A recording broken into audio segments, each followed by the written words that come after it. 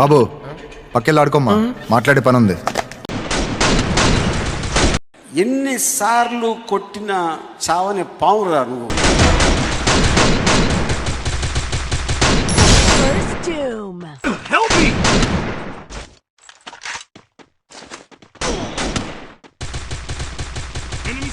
కడుపెత్తన వస్తుందిరా. ఏంటి what's your problem? గర్భసంచిలో నొస్తుంది. ఏంటి బాబా అన్న, ఇంకోసారి అన్న. గర్భసంచిలో నొస్తుంది. పావు ఏడుంటారా గర్భసంచి? కడుపులా. Double takedown.